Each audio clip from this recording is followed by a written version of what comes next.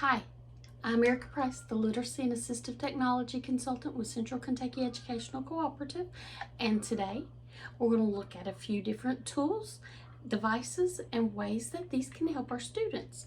So we're going to look at the Big Beamer, which is a wireless transmitter, as well as the wireless receiver. So let's see what we can do. Okay, so first things first, in the Big Beamer, we are going to need to install two AAA batteries, which you can see I have already done. It's just the basic install that you'll find for most devices. Of course, do not have a screwdriver, so I'm using a case knife. And it is installed. And then on the receiver, you will need to install two AA batteries in this device.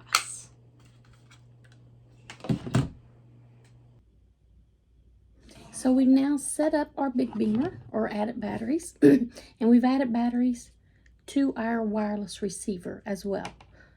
But why do we want to use these when we have other switches available? And these switches are great. Definitely don't want to get rid of it. But we want the wireless option because I'm now stuck on where I can go. The student that can use it is very limited. We want them to have more access. Yes, we want to work on things like cause and effect. We want to work on different skills. Maybe we're listening to a book and we want to turn the page. We want to do different types of activities, and we can do all of that with our wired switch. But we have more options for our students when we're using our wireless switch. So let's see how that works. Now we have batteries in both our devices. So what's our next step? We have to pair the wireless switch and the wireless receiver. So how are we going to do that? First thing we need to do is turn the switch on.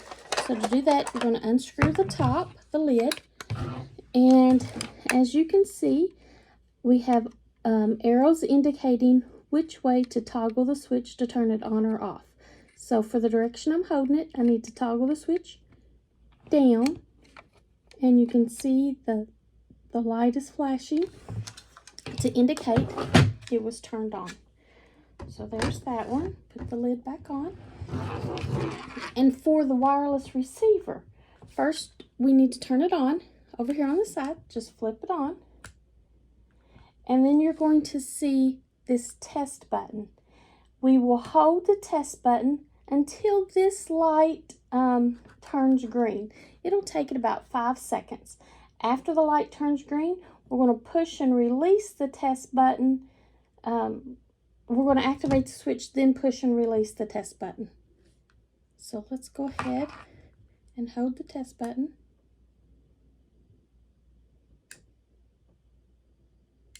And it's green. So now I'm going to activate my switch over here.